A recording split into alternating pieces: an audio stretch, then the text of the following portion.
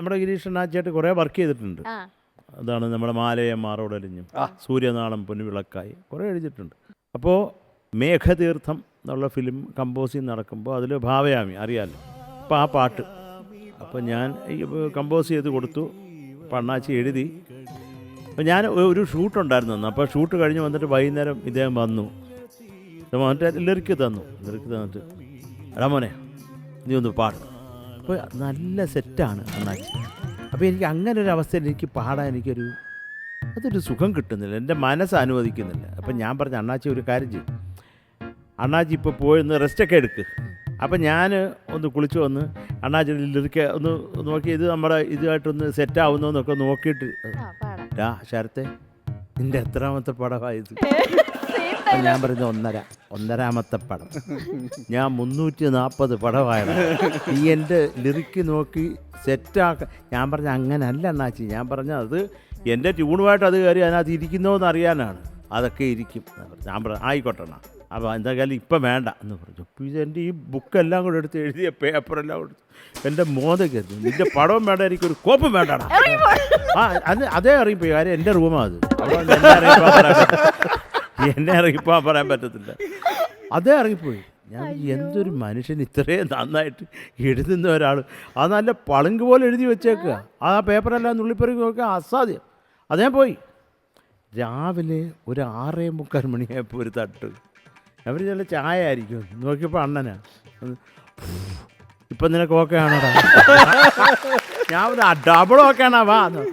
അത് വന്ന് കയറി പാടി സൂപ്പർ. അപ്പോൾ എഴുതി കഴിഞ്ഞ് പോയി. ഇല്ല, ഞാൻ അദ്ദേഹത്തിൻ്റെ ഒരു ഗ്രേറ്റ്നെസ് പറയാം.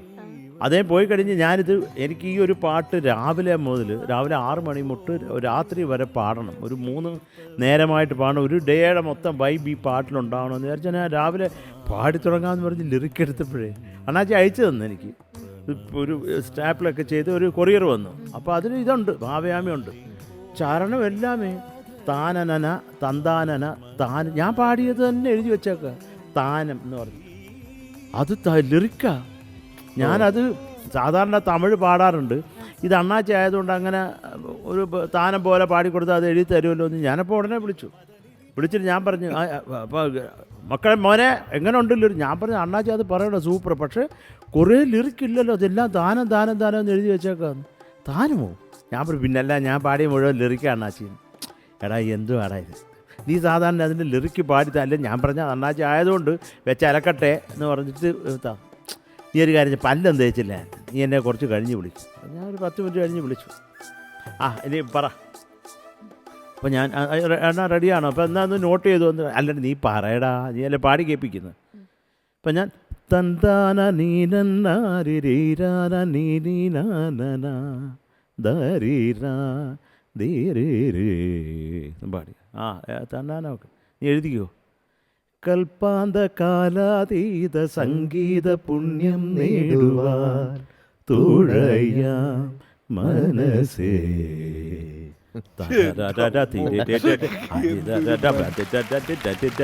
എല്ലാം അങ്ങോട്ട് ഒറ്റ പാടി കേൾക്കുക. അവിടെ കൽപ്പാന്ത കാലാതീത സംഗീത പുണ്യം നേടുവാൻ തുഴയാം. ഞാൻ സത്യം പറഞ്ഞാൽ ഞാനിത് എഴുതിയിട്ട് എൻ്റെ കണ്ണീര് വീട്ടെ ആ പേപ്പറിൽ. എന്തൊരു ജീനിയസായി മനുഷ്യൻ. നമ്മളൊക്കെ മനുഷ്യരല്ലടാ. അദ്ദേഹം പറഞ്ഞ് ഞാൻ എഴുതി കഴിയുമ്പോൾ അത് മുഴുവൻ കുതിർന്ന് എൻ്റെ കണ്ണീര് വീട്ട്. ഞാൻ പറഞ്ഞ അണ്ണാച്ചി ഐ ലവ് യു കേട്ടി പിടിച്ചൊരു ഉമ്മ. അത് നമ്മൾ അതിന് വീണ് പോകും. വേറെ ഒന്നും പറഞ്ഞിട്ടല്ല. അതുപോലെ വേറൊരു സംഭവം, ഒരു ഇൻസിഡൻറ്റ് കൂടെ ഗിരീഷ് അണ്ണനെ പറ്റി ഓർക്കുമ്പോൾ, ഫിലിംഫെയർ അവാർഡ് പാലപ്പൂതൽ എന്നുള്ള പാട്ടിന് എനിക്കാണ് കിട്ടിയത്. പക്ഷേ ഉള്ള ഒരു സങ്കടം കൂടെ ഞാൻ പറയാം ഷാനെ. ആ സമയത്ത് അവിടെ ഇത് ഈ നോമിനേഷൻസ് പ്ലേ ചെയ്യുമല്ലോ, 5 പാട്ട് പ്ലേ ചെയ്യും. അതിലൊരു പാട്ടാണ് പാലപ്പൂതൽ, എനിക്കാണ് കിട്ടിയത് ഫിലിംഫെയർ അവാർഡ്. പക്ഷെ അതിൽ അസാധ്യ 2 പാട്ടുണ്ടായിരുന്നു കുട്ടൻ്റെയൊക്കെ. എനിക്ക് ആകെ വിഷമമായി അത് കയറി അവാർഡ് കയറി മേടിക്കാൻ. ഞാൻ ഉള്ള സത്യമാണ് പറയുന്നത്. കാര്യം ഒരു നോമിനേഷൻസ് പ്ലേ ചെയ്യുമ്പോഴും അതിൽ ഉഗ്രൻ 2 പാട്ടുണ്ട്.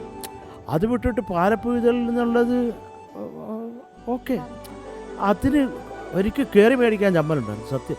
എം ജയചന്ദ്രൻ്റെ ഒക്കെ ഉഗ്രൊരു പാട്ടുണ്ടായിരുന്നു. പോട്ടെ കുട്ടാ, ക്ഷമിക്കട്ടെ, ഇതൊക്കെ അവരെനിക്ക് തന്നുപോയി. ഇല്ല, അന്നത്തെ പാർട്ടി വൈകുന്നേരം പാർട്ടിക്ക് നമുക്കൊന്നും എനിക്കിതൊന്നും ഒരു ശീലമില്ല. ഞാൻ ഈ ആഫ്റ്റർ പാർട്ടി ഈ കുത്തും ഡിജെയും after ഇത് party. നമുക്കൊരു പിടിയില്ല. അപ്പൊ അവിടെ ചെന്ന് കയറി കൊടുക്കുകയും ചെയ്തു. അവിടെ മുഴുവൻ പുകയും, അവിടെ മുഴുവൻ ആളുകൾ, ഒറ്റ ആള് കരയിലില്ല, എല്ലാരും വെള്ളത്തില്. ഞാൻ മാത്രം കരയില്. എല്ലാരും. അപ്പൊ ഇതിന്റെ ഇടയ്ക്ക് ബോധത്തോടെ ഒരാൾ നിൽക്കാന്ന് പറഞ്ഞാൽ ഇറ്റ് ഈസ് വെരി ഹോറിബിൾ. അപ്പൊ അടുത്ത ദിവസം ഞാൻ ഗിരീഷ് അണ്ണനെ കണ്ടപ്പോൾ പറഞ്ഞു, അണ്ണാച്ചി നടന്നൊക്കെ ഓർമ്മയുണ്ടോ? കാര്യം ഇല്ലടാ എനിക്കൊന്നും ഓർമ്മയില്ല. ഇല്ല നീ വന്നിട്ട് ഞാൻ പറഞ്ഞു എനിക്ക് ഈ അടിച്ച് ഇത് വെള്ളമടി ശീലമില്ലാത്തതുകൊണ്ട് എനിക്ക് നല്ല ബോധം ഉണ്ടായിരുന്നു അണ്ണ. എങ്ങനെ എടാ നീ എങ്ങനെ അവിടെ പിടിച്ച് നിന്നടാന്ന്.